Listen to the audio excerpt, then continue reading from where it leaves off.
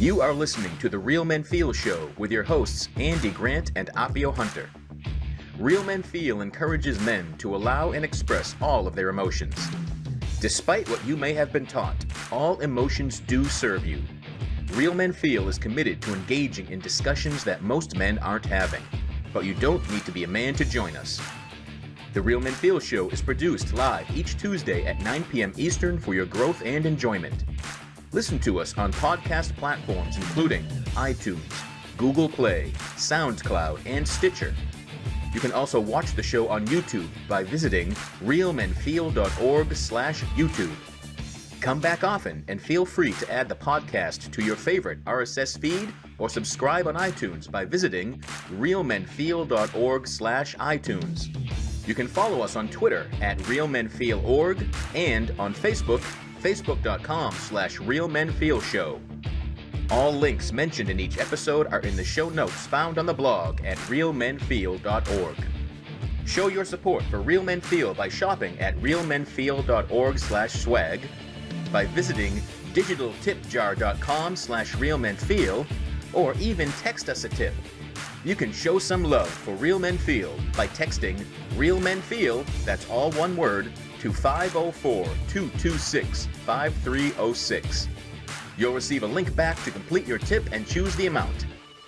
This is a weekly program, and your reviews, comments, feedback, and participation are welcome during the live show and anytime in our Facebook group, on Twitter, or at realmenfeel.org. Now, let's dive into this week's show. Hello, and welcome to another edition of Real Men Feel. This is Andy Grant, your host with the Feelers. I don't know what that means, but tonight's one of those. I really like shows when we have a guest return, because that really means like that we really enjoyed them, or it could mean like I'm scraping at the bottom of the barrel. But it really means that we really enjoyed them, and coming back to add more depth and more everything. And of course, the person that's usually here, Mr. Appio Hunter, is here. Yes, yeah. It's kind of funny because for a little while I was on the streak of having to miss out. Either I was out of the country or something came up, and it's good to be back into a rhythm again. Cool. And so Rick Belden is joining us again, and Rick has been exploring and chronicling the psychology and inner lives of men for 30 years in his work as a poet, author, artist, and coach, and podcast guest. We should add that. Right. This is Rick's second appearance with us, and Rick, before we get going, I shared with you before the show started, but the last time you were on, which was episode 89, done on April 10th, exploring father wounds and mother wounds, and I think that set a record for the number of guys that privately messaged me and emailed me saying what a great episode that was, that they had gotten tremendous insights. And they all, the most common comment was seeing the differences in father wounds and mother wounds, and how we had permission to go after dad, but mom was sacred. And that really struck a nerve with a lot of guys. Yeah, I believe it. As I was telling you, I was actually on interviewed on a program on an FM station in Jamaica Sunday morning for 20 minutes, and we were talking about the mother wound, and that very thing came up. The business of how it is difficult to approach that, and how it is considered to be largely taboo, especially in relation to, as you said, the father wound, where it's just like, hey, have at him, he can take it, that's all right, we expect it. But the mother wound is far different in that way, in that people tend not to want to talk about it or even hear anybody talk about it. And there was a fair amount of pushback on social media that the host was seeing during that conversation. Oh, to being against having the conversation? Yeah, there were some challenges around that, about we shouldn't necessarily even be talking about this. Yeah. Wow. Wow. So there's such resistance to looking at their wound that they don't want anyone talking about it. Yeah. I mean, it wasn't all that. I mean, but there was a segment of the listeners who were engaged through social media during the conversation that were kind of waving their hands and going, no. Cool. Well, tonight what we want to explore is the notion of a highly sensitive man. And I know that you had written a blog post a few years ago now about this subject. And I think it was the first time, I got to take that back. I was going to say it's probably the first time I heard that term, but I'm sure it wasn't. But it's a term I don't like hearing. I don't like seeing myself in that term. So, but I am. So I probably didn't want to recognize it or remember it. But that's what I'm talking about. And I think the best place to start is, what do you mean by a highly sensitive man? Yeah, so I'm actually going to share some definitions around that so that we can have a good foundation to have the conversation. The broader term is highly sensitive person. And because I'm a man, I'm most interested in the highly sensitive man subset of that population. And according to the research that's been done by a woman named Dr. Elaine Aron, she's a clinical psychologist, and she did, I believe, the pioneering work on this subject. According to her research, anywhere between 15 to 20% of the general population she would classify as a highly sensitive person, and we'll get into what some of the criteria are for that in a moment. The important fact about that in her work that struck me that I think is really useful to be aware of is that the breakdown of that 15 to 20% of the general population that she considers highly sensitive is 50-50 between men and women. I think a lot of people might tend to think that there would be a higher percentage of women who would be classed as highly sensitive, but the research that she's done has consistently shown that it's just about even between men and women. Yeah, I got to admit, yeah, that seems surprising to me in my stereotypical looking at things. So, right, and it was surprising to me as well. And so that's one of the reasons that's important is because given the nature of the culture that we live in and the ways that male behavior and female behavior are sort of defined or predefined in terms of what's acceptable and what's not, you're talking about 1 in 5 men who are kind of trying to swim uphill, as I like to say, given the fact that sensitivity in men is not really encouraged or valued and is often actively and aggressively discouraged.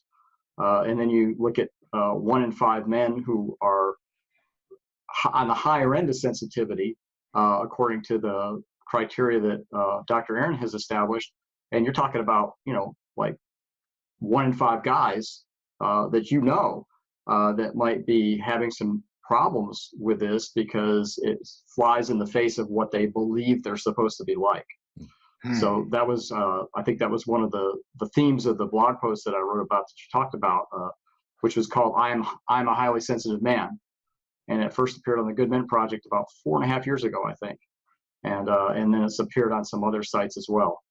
So let me back up a little bit here and talk about a definition. So there's a personality trait called sensory processing sensitivity. And that is characterized by a high level of sensitivity to external stimuli, tends to correlate with a greater depth of cognitive processing and high emotional reactivity. A human with a particularly high measure of sensory processing sensitivity is considered to be a highly sensitive person. This terminology has been around since about the mid-1990s. As I said, psychologist Elaine Aron is most famous for her work in this, which she did with her husband. And so again, as I said, about 15 to 20% of the population is thought to process sensory data more deeply due to the nature of their central nervous system. So that's important. We're actually talking about physiology here. We're not talking about a choice that a person gets to consciously make about how much information they're going to process, how much they're going to take in, and how deeply that they need to do it. So one of the things that we're talking about here is capacity. And so one of the important elements of this that, and I think kind of last thing I'm going to read here is that Dr. Aron has said that sensory processing here refers not to the sense organs as such, but what occurs as sensory information is transmitted to or processed in the brain. So we're actually talking about internal physiological processes here that are innate. again, that are not choices. And the other thing that she emphasizes a lot is that she does not see this as a disorder. It is a trait, and it has its plus side and its minus side. It has its pros and cons. And so, we're not trying to characterize people here as having some sort of defect. Not at all. I don't consider myself to have a defect. I consider myself to have a trait that, as I said, provides me with some advantages in certain circumstances and some disadvantages in others. And it's something that I am learning to manage over time more and more, because we don't really live in a culture just at large that tends to favor deep processors who maybe take a little longer to move through a situation, because they're taking in so much information, and it's going in so deep along so many different channels at once that there's a lot to do to make sense of it and formulate it and understand it and then respond in a positive or appropriate or effective way. Cool. So it's not that. I think kind of the quick reaction to that term is highly sensitive means overly sensitive, but I like the way you're phrasing it is more, no, it's a deeper sensation, feeling more. Right. Cool. Right. And we're not just talking about emotional sensitivity. That's the other important part of it. This is physiological. So, I notice with myself, for example, if I go into, like, if I go to the massage therapist and I go every couple of weeks, if she has changed something in that room, I notice it the first time almost right away. A lot of people, I think, might take them a few months, or it might not register. But that's just an example of the kind of subtlety that is sort of part and parcel of taking in a lot of information. And that's the kind of sensitivity. It's really, emotional sensitivity is part of it, or can be part of it. But really, for me, it's about the amount of information that is being taken in. It's almost like having an antenna that, you have a cheap antenna, it picks up 3 channels. You have a really good one, it picks up 50. Well, that's a lot more information to process. And one is not better than the other. That's the other point I like to always try to get up front. Is like, I'm not saying that a highly sensitive man, I'm not saying that the 1 in 5 men who's highly sensitive is better in any way than the other 4. That is not the case. It's just a case of different. And again, some people are going to be, the 4 out of 5 are going to be better in some situations, right off the bat. The 1 in 5 might take a little bit longer to ramp up and then catch up, and they might actually exceed. But this is not any kind of judgment of one being better than the other. I want us to make space for everybody, Right. Sure. Yeah, So that's an important conversation for sure. And when you're talking about traits, that's something I absolutely can relate to, because as recently as I think it was like the 1960s or the 1970s. So I mean, it's a little while back, but the American Psychological Association had characterized homosexuality as a disorder, and now it's recognized as an actual physiological trait.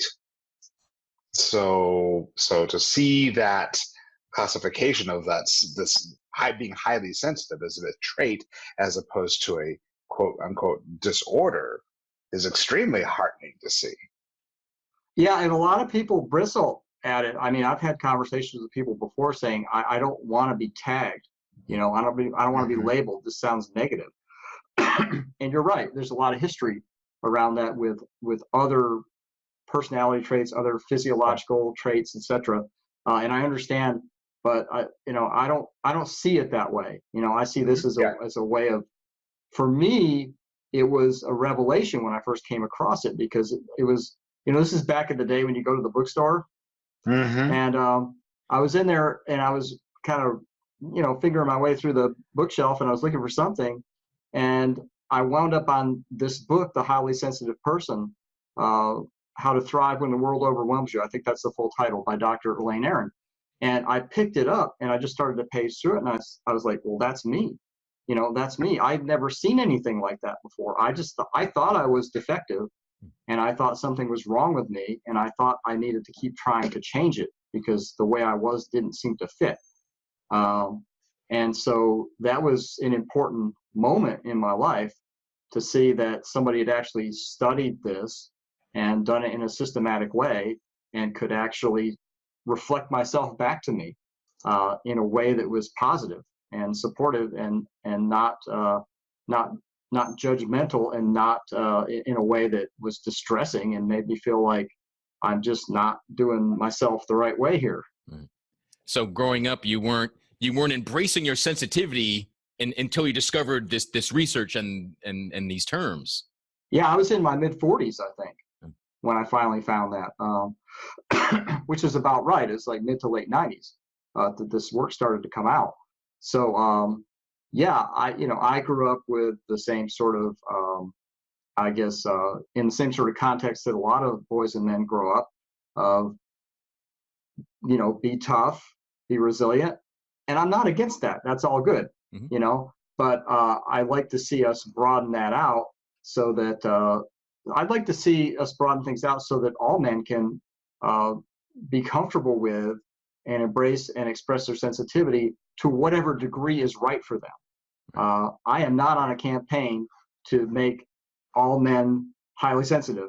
It's not possible. It's not physiologically possible, and it's not desirable. But yeah, I mean, in the kind of, and it was I had a father who was just like very abusive, and a lot of that abuse was around, you throw like a girl, you run like a girl, all those kind of things. Stop crying, or I'll give you something to cry for. I'm not doing things fast enough. So it was, I received almost completely negative reinforcement about my masculine identity as a child from my father, from coaches, from other boys, and from other girls. Not other girls, I'm not a girl, but from girls as well is what I mean. But it can feel like that. It can feel like you're one of the girls as a sensitive man. Yeah, I mean, it was, I didn't feel like there was really a space for me with the boys or the girls, to be honest with you.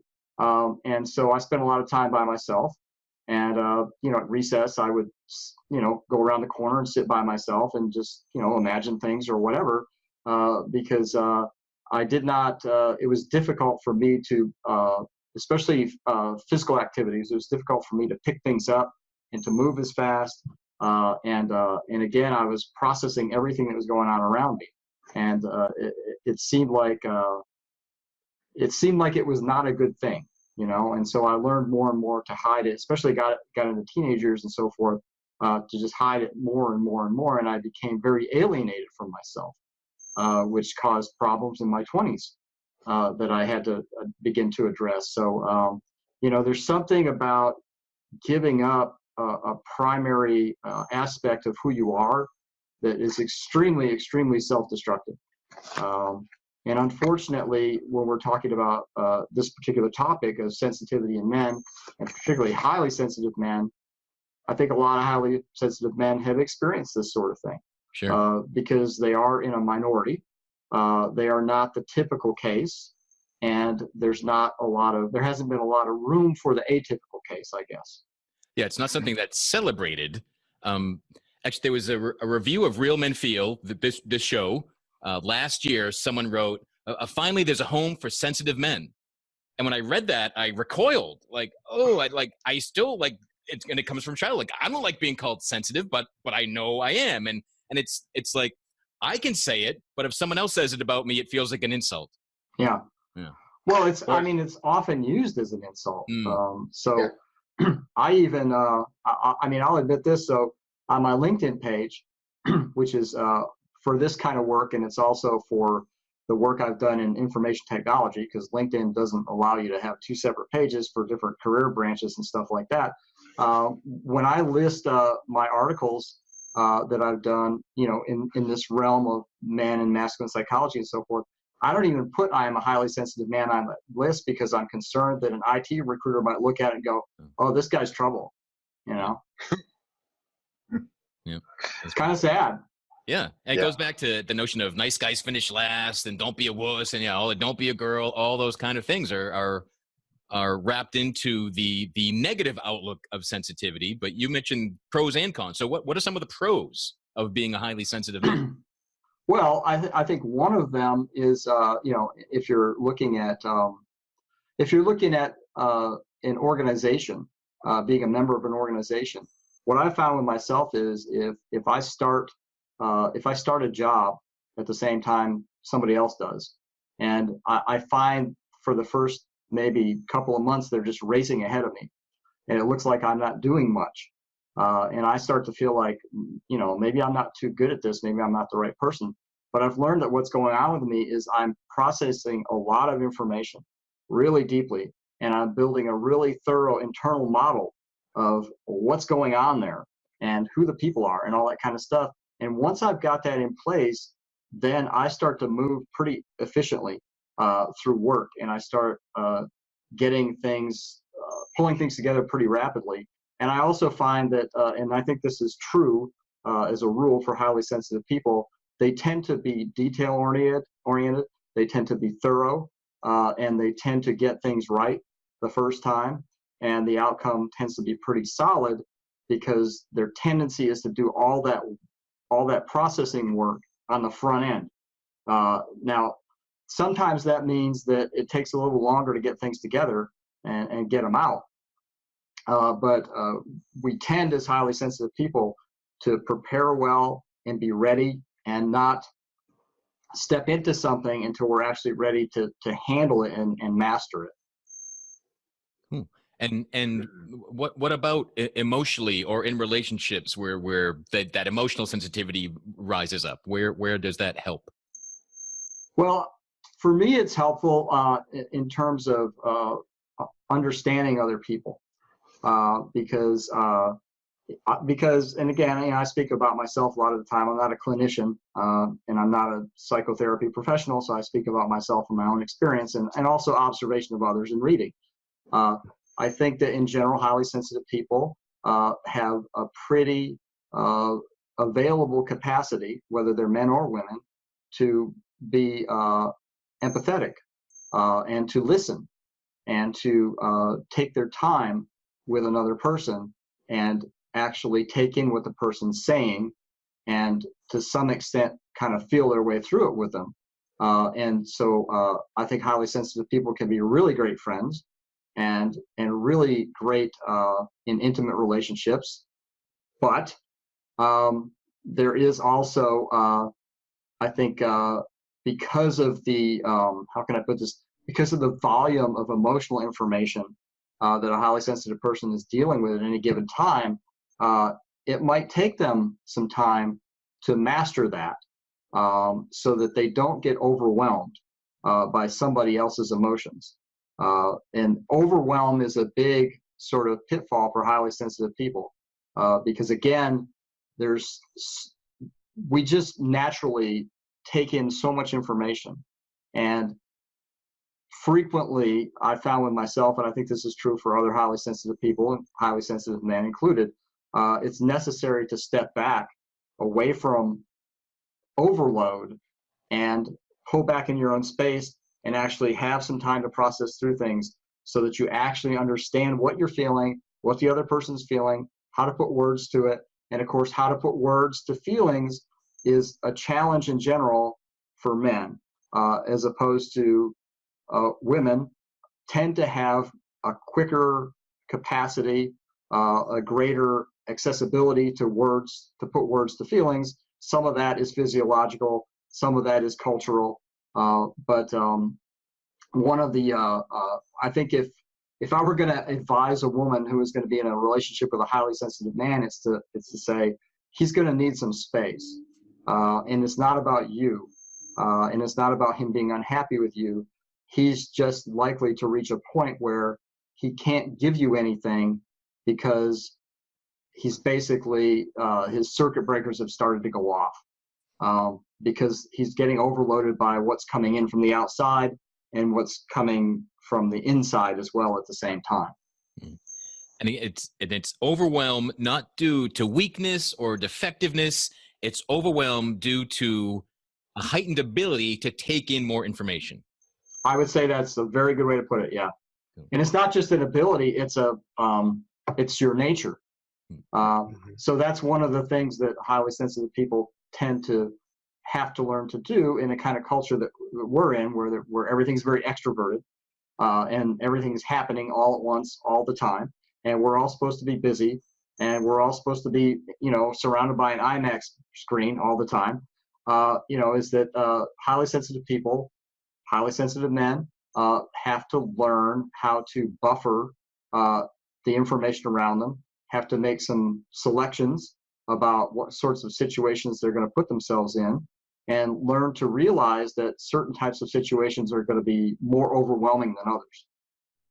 So I'm curious about something, since you mentioned, extroversion and so forth. Did the studies that you looked at really dive into it and go into any sort of like granular level as far as what percentage of those highly sensitive men identify as being introverted or extroverted at all?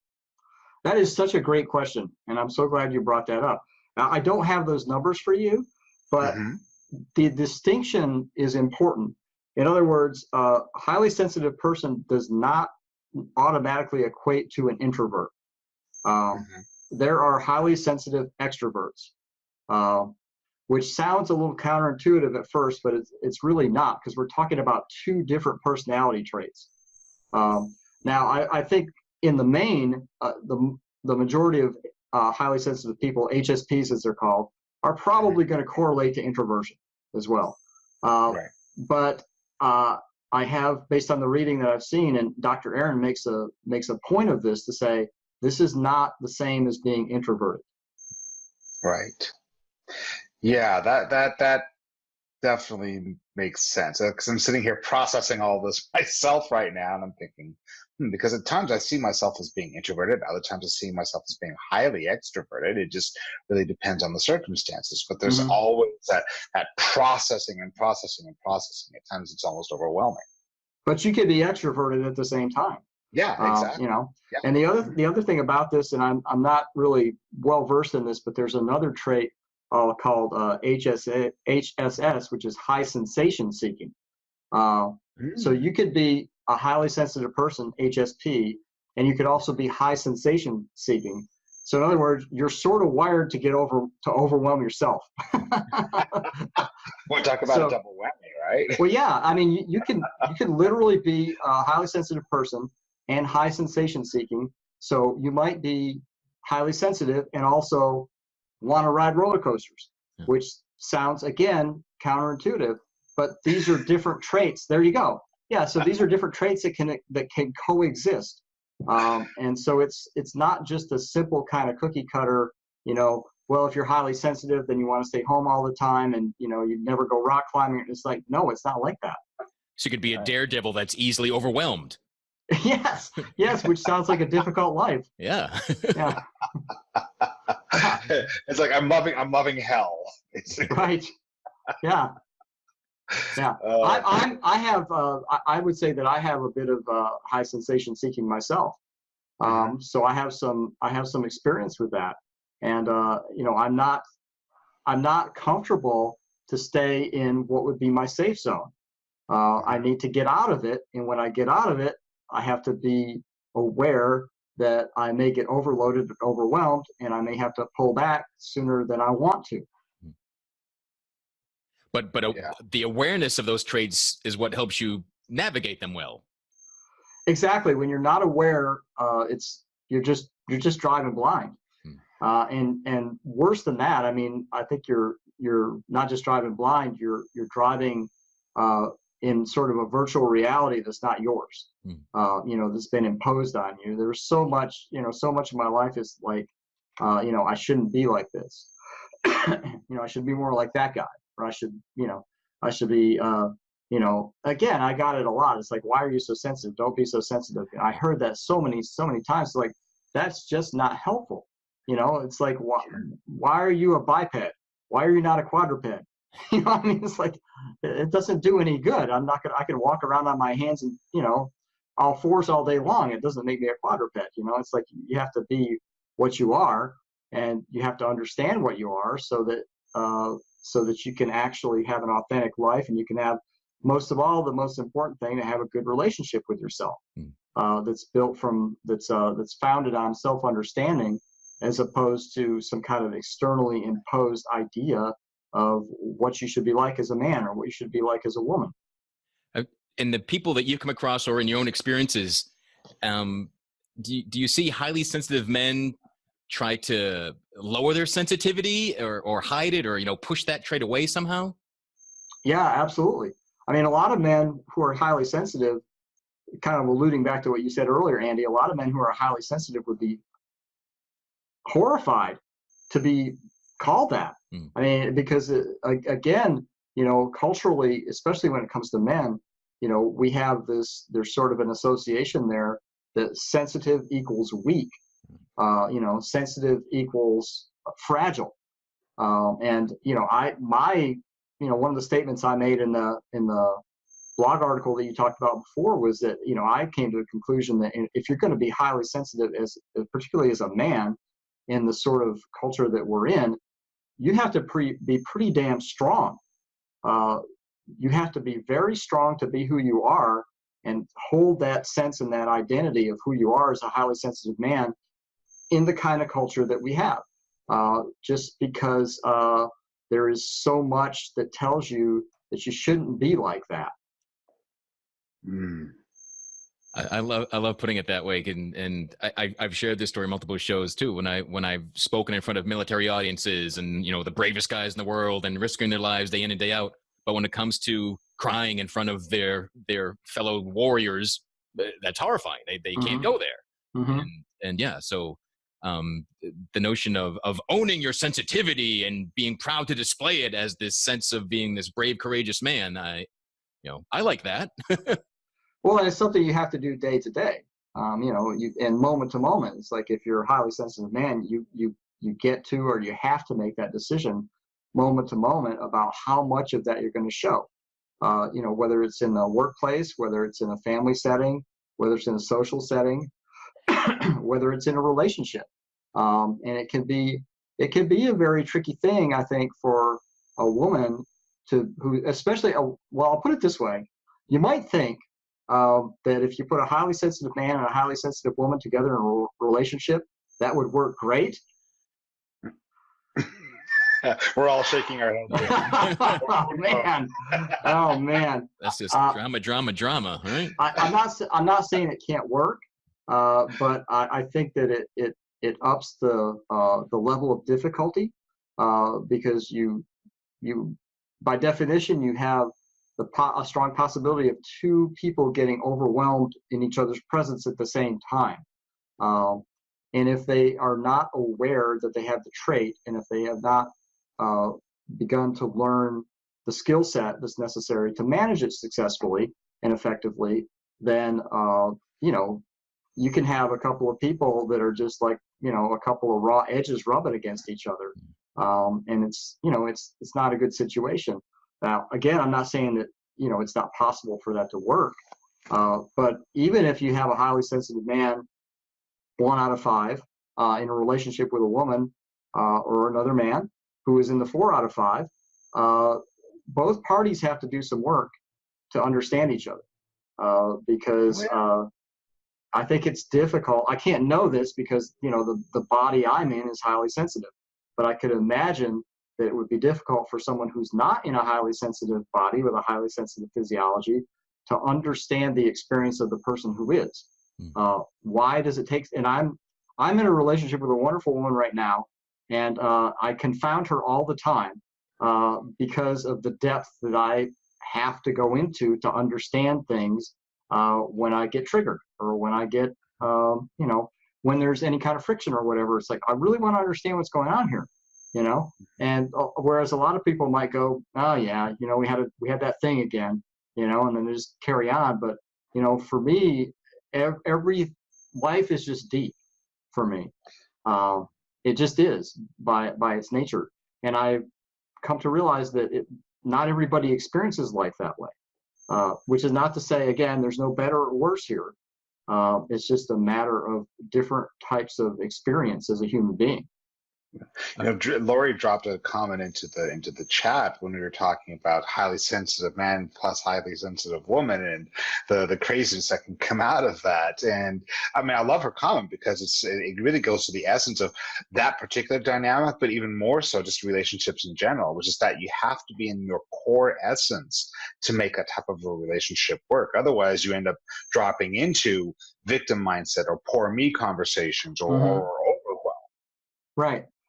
Right, and that the thought that brings up for me too is that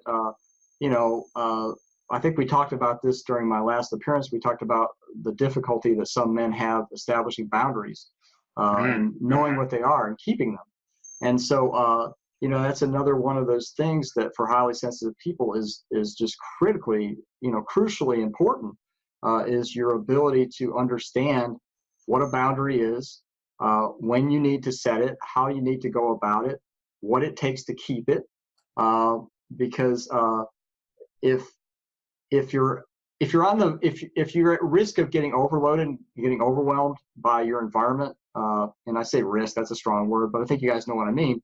Sure, if you have that potential at all times, then just imagine how important it is to be able to set boundaries and be skillful with that and keep them.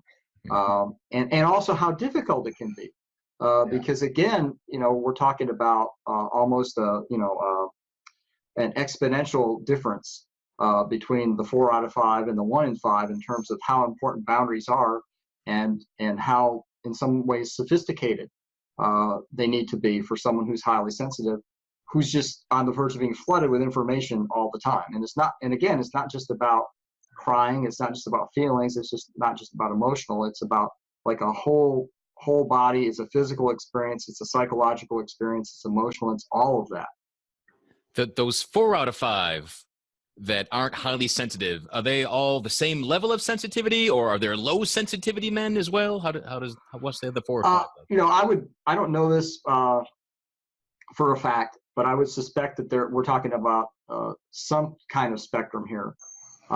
Because I think the way that the 1 out of 5 was determined was Dr. Aaron developed a test with a set of questions, and she tested her test over and over again. And I believe she just sort of she drew the line at 20% and said, okay, anybody that takes the test and falls in this 20%, I want to classify as highly sensitive. I doubt that means that the 4 out of 5 are a monolith, in the other 80% where they're all at the same level. I would doubt that. That probably doesn't make too much sense to me. But I don't know if that answers your question or not, but that's what I would expect. That there would continue to be variation, in other words. Right. Yeah. And is there a secret to, I think you used the word that you embraced your sensitivity? I'd say I'm embracing it. Embracing it, okay. Yeah, in the moment too. Yeah, it is. It's a process as much as it's an event. Certainly, there was that moment when I came across Dr. Aaron's work, and there was a moment being over the course of how many days or weeks I was taking it in. But there was a moment even when I opened the book where I just kind of went, aha, And so I guess I've had several embracing events around being highly sensitive. But, I guess from a day-to-day situation, it's something that I have to embrace on an ongoing basis. Because, again, there are still all sorts of voices and impulses in me that would just like not to be like this, sometimes, because it can be, it can be difficult, and the world feels hostile a lot of the time. It feels less hostile when I understand myself, and I'm not sort of enslaved by conditioning and patterns that were imposed upon me. But I'm still aware that in order to take care of myself, I do need to be aware of the different degrees of safety in terms of what I reveal and who I reveal it to, in terms of how I behave. I'm not going to walk around like a clam without a shell all the time, because that's not a good idea. So it's a combination of self-knowledge, awareness, and boundaries, helping to help a highly sensitive man navigate life and instead of overwhelm as much as possible. Yeah, and also you do have to develop some resiliency. I mean, you do, because there's a lot of cruelty out in the world, and as nice as it might be to think that if I share my whole self with everybody, that they're going to be respectful and they're going to be kind and they're going to make an effort to understand, that's just not the case. And even the most well-intentioned people, and especially if you're in intimate relationships, you're going to get hurt, and it's going to be unintentional a lot of the time. And I think that, part of my process now it is possible, I think, based on my own experience, for highly sensitive people to get better at dealing with behaviors that they find injurious to their sensitivity. And I think it's necessary to continue to work with that and look at it and ask yourself. A lot of my process has been like this, guys. Like, for me, if somebody does something to me that's hurtful, I would interpret it as, well, if I did that, it would mean such and such. In other words, if I did that, I must really not like them. And it's been part of my self-education has been to realize that we're not all wired and put together the same way. I mean, some people will just throw off the meanest comment, and it's very much a transient thing. There's not a lot of emotional weight behind it. But for me, it's like, well, if I said that, it would mean, I was about to, drop a 16-ton weight on you. It's like, it's not like that for everybody, So I think that that's actually something that it can start out as it's a disadvantage in the respect that if you're highly sensitive, you can get hurt emotionally fairly easy because of the level of openness and the depth to which everything comes in. But at the same time, if you decide that you want to work with that and get more resilient and develop some more skillful discretion about how you interpret things, then you have a full palette to work with when it comes to your emotional intelligence. And so you can really use that to your advantage to get more resilient without having to sacrifice your innate nature. Yeah, because if a highly sensitive person is going to feel hurt easier, deeper, more often, might they also be easier and more often feeling positive emotions? And are you the first to feel joy, the first to feel that like a relationship is going really well? And does it go both ways, the sensitivity emotionally? I think that's fair to say, and I guess the way I would put it is that and I think this is true and common for highly sensitive people. It's true and common for me. Everything is so deeply meaningful, so that when you feel hurt, it feels deeply, meaningfully hurtful. And when you feel joy and peace and closeness and connection and satisfaction and all those things, those are also deeply meaningful. Yeah. And it's funny how many people say they want more meaning in life, yet if you said, oh, do you want to be highly sensitive? They probably say no. Well, again, it's there are so many negative connotations with it, and I don't know what we do about that other than to keep having conversations like this, because I don't think it's possible to really beat down a negative connotation until it goes away. I think what you do is you broaden the conversation, often enough and in, as many ways as you can, so that you begin to get a situation where there's a positive that sits alongside the negative. And then people can start to see the contrast. And of course, the more conversations we have like this, the more somebody can watch this and go, oh, those sensitive guys, what a bunch of wimps, man. I don't know if I can sit through this whole thing, And then they watch it, they go, well, these guys are all right. They're not sitting there, complaining and whining and, coming across as weak.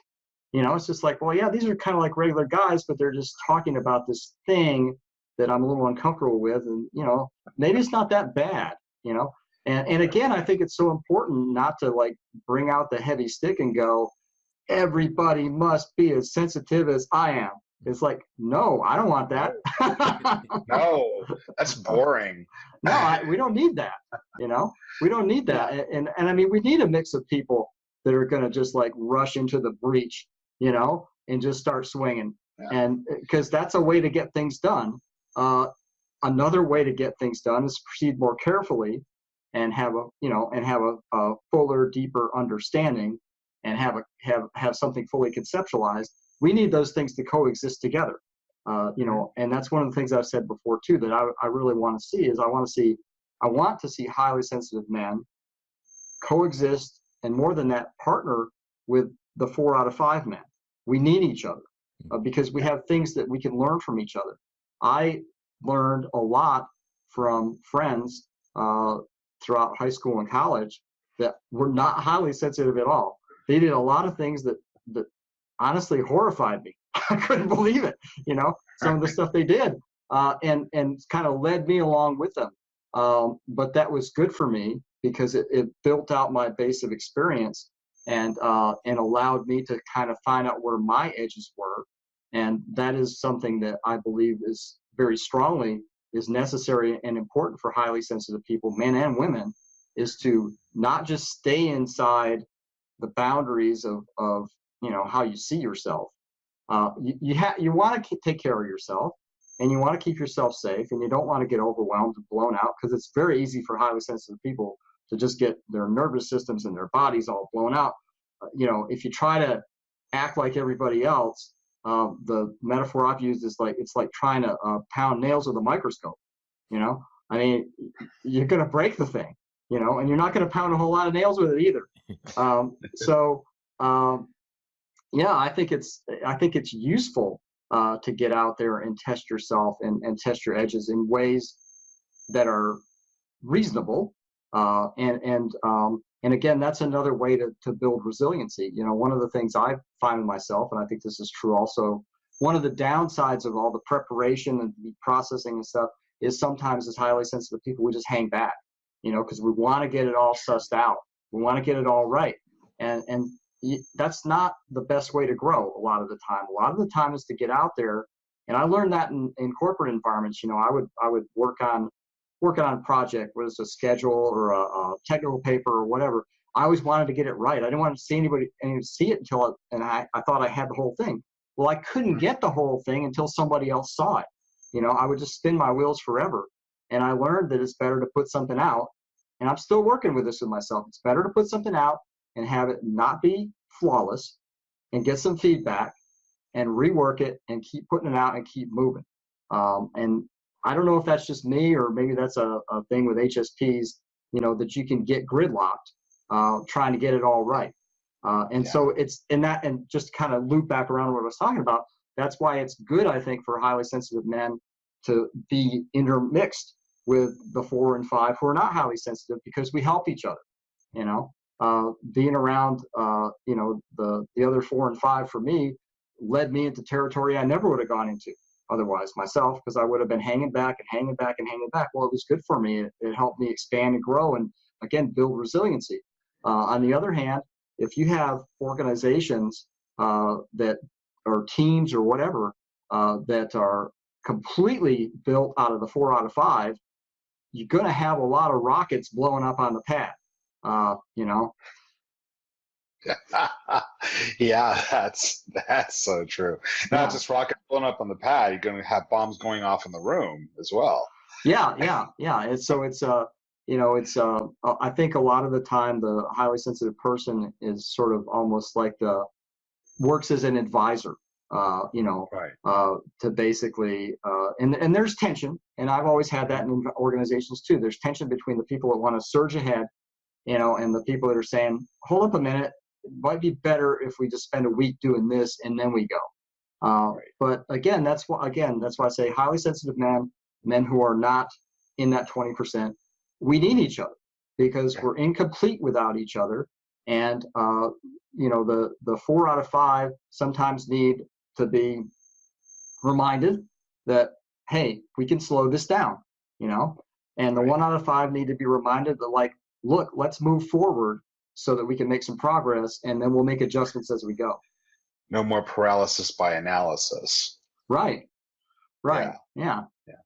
You know, one of the things that's been kind of in the back of my head during this conversation is I've been sitting here thinking about my own experiences, not just in this culture, but in different cultures around the world. I mean, the two cultures I'm most familiar with are the Latin culture because of my own family background, and of course, this culture because, again, it's part of my family background. It's where I've grown up. But sitting here wondering what cultures, if there are any cultures out there, that we know of that might actually value and appreciate what the highly sensitive people bring to the table, especially highly sensitive men.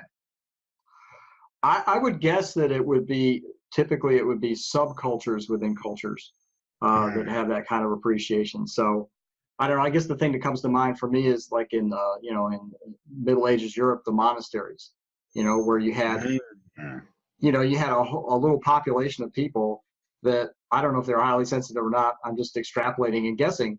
But if you think about all the very intricate work that was done, the very painstaking work of copying these scripts and manuscripts and all this kind of stuff, and that whole lifestyle, that strikes me as maybe kind of a highly sensitive person type of subculture. And I think that I think again, if you look at the arts, probably a lot of HSPs in the arts. If you look at some of the helping professions, probably a lot of HSPs in the helping professions. So I think, in sense of a broad culture, I'm not aware of one. In the sense of subcultures within a broader culture, I think that, those might be some examples. Yeah, that makes a lot of sense. I was just thinking just now, even like, for instance, tribal cultures where the shaman, the tribe's shaman could in fact be, an HSP. I would suspect as much, yeah, because again, we're talking about someone who has the capacity and is built to process a lot of information at once, take in a lot of information at once at a lot of different levels, process it deeply, go into that retreat space, go deep into that inner space, and then emerge with something. That strikes me as a typical HSP kind of thing. Yeah, in fact, Lori just shared something here in the chat that she thinks that you may very well love taking an assessment for that about life purpose profiles, because what you've been describing this whole time is the emotional intelligence specialist. Yeah, good. That's a good point. Exactly. Yeah. Certainly. Awesome. I agree with that. Yeah. So you've mentioned that HSPs aren't a disorder, but do you think there's many highly sensitive people that are mistakenly labeled with disorders? Well, again, I'm not a clinician, but I wouldn't be surprised to find that there were, especially in preceding decades, because if you don't know what you are and you don't know why you're behaving the way you are, and you go to somebody and you say, I need help with this, and they don't know what you are either, there's a good chance they're going to try to put some kind of label on you that they understand. Right. Because even this not being a disorder, it is a label as well. Any trait is labeling. Exactly. Yeah. And prior to this label, for lack of a better word, existing, all you had was a set of behaviors and experiences, and those could be mapped into all kinds of other things if somebody doesn't know what to do with them. Do you think it's easier or more difficult to grow up as a sensitive man today?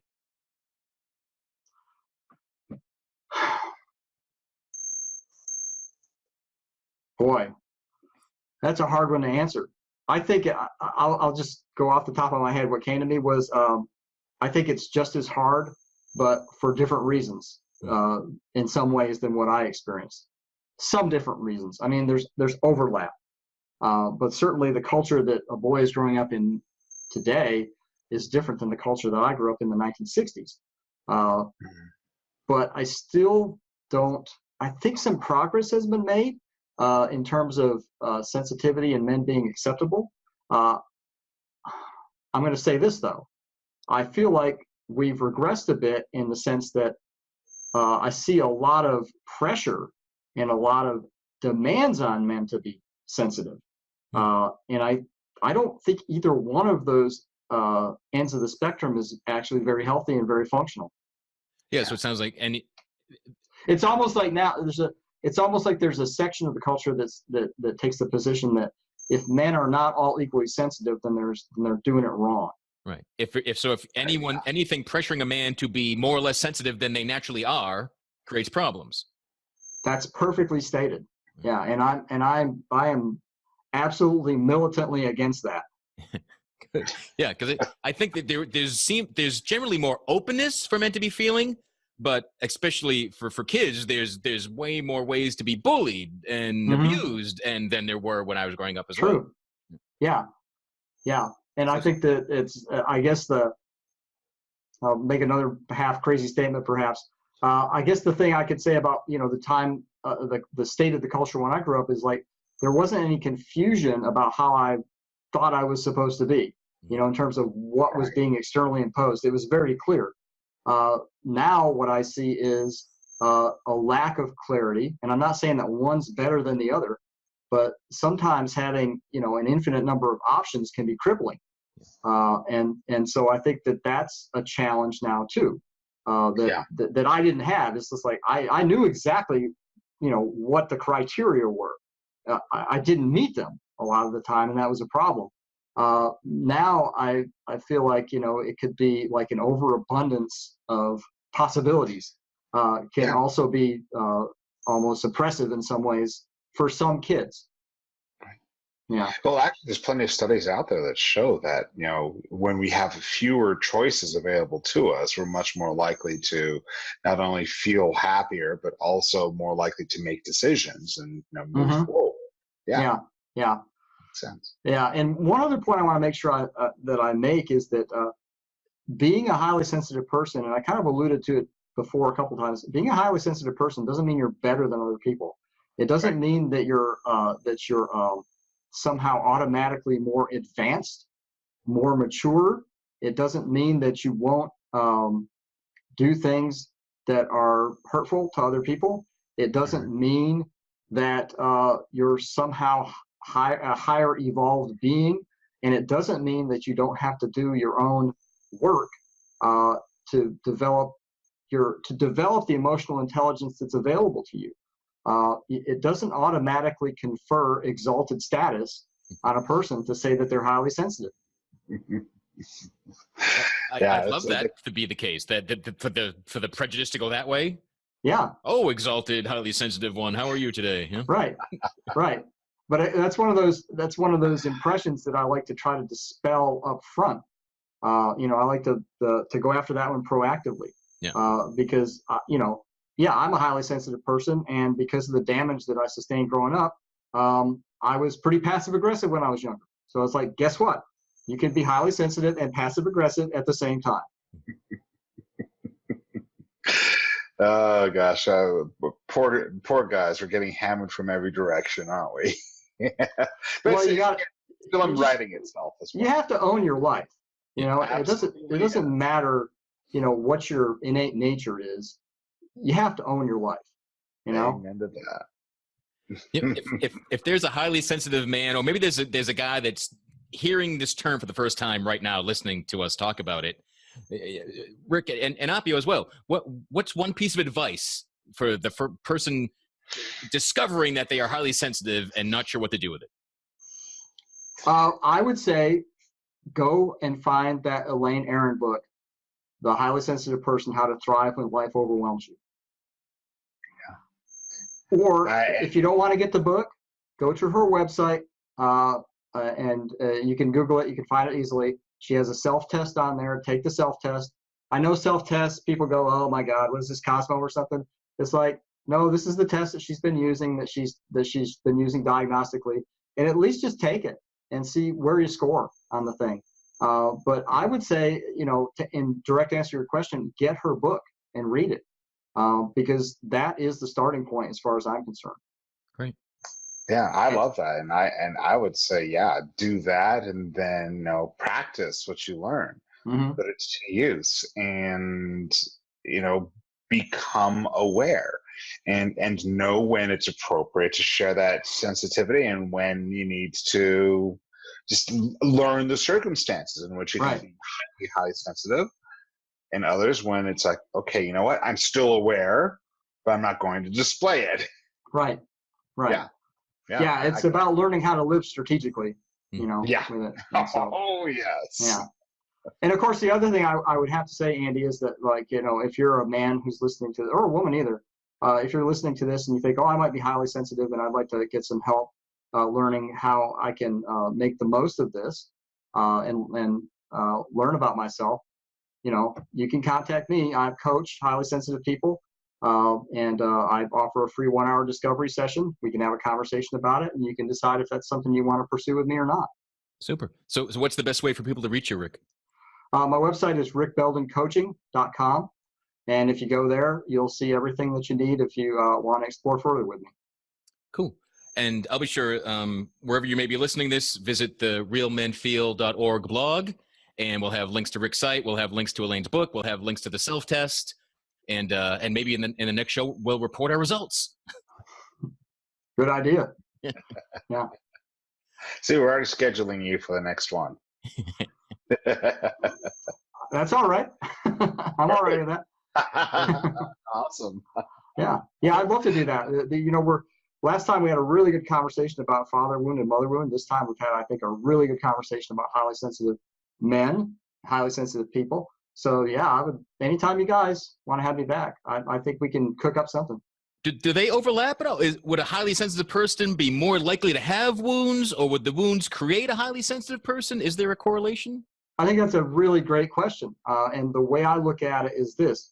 If you take two children and you put them in the same situation, and one is highly sensitive and the other is not, and we're talking about a situation where there's dysfunction, there's neglect, there's abuse in the family, I would believe that the highly sensitive child would come out of that situation with more damage. And the reason is because, again, we're talking about someone who physiologically, psychologically, emotionally takes in more information than the other child does, and takes it in more deeply, and everything feels much more meaningful. Everything is invested with tremendous meaning. And so the wounding, I would say, tends to go deeper. It tends to be broader. It tends to have deeper roots, and everything tends to sink a little farther in. And because of the innate need to process things, it's going to require some deeper processing to work back through it.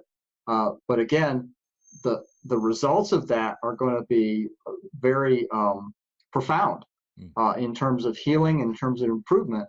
And that's not to say that the other child wouldn't sustain damage that has to be dealt with too.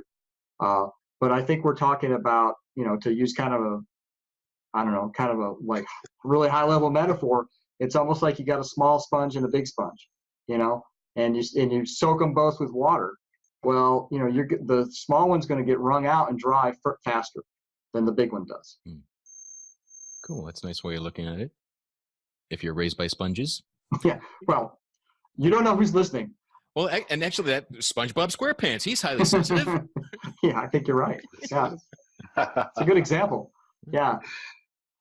Cool. Well, this again has been a fascinating subject, and I feel like you keep going forever on this one, especially as you discover and open up to our own sensitivity. I think we're all kind of self-identified as highly sensitive people here. But one thing to realize, if people are discovering this for the first time, that you're not alone. You're at least 1 in 5, right? Right. So that's yeah. And again, that to me, that amplifies the need for understanding this, because we're talking about we're talking about men specifically. This is a large number of men that we're talking about. If these numbers are correct, it's a very large number of men, and that means that even if you're not, somebody who is. Several men who are. They may not know they are, but they're around you. Right. So even if you're not 1 in 5, reading the book, learning more about this can help you know about your friends better too.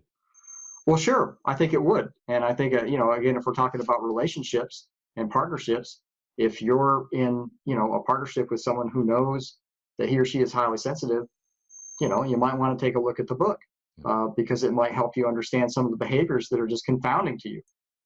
Cool. Well, I want to thanks again for another great conversation, and I bet there's going to be a third. And everyone can get in touch with you at rickbeldencoaching.com. And for all the other links, everything we discussed, I will track down the links and post them at realmenfeel.org. And thanks for joining us. Hey, thanks for having me on again. This is another great conversation. Really enjoyed it. Flew right by. Awesome. It did. It did. All right. Have a good night, everybody. Have a good night, guys. Bye-bye. Thank you for listening to Real Men Feel. Until next week, visit realmenfeel.org or the Real Men Feel Facebook group and share what you thought of this episode. Please give this podcast a review on iTunes, Google Play, or wherever you are discovering Real Men Feel. Reach out to us at realmenfeel@gmail.com. Show us some love by visiting realmenfeel.org/swag or digitaltipjar.com/realmenfeel. Learn more about Andy Grant at theandygrant.com and Appio Hunter at appiohunter.com.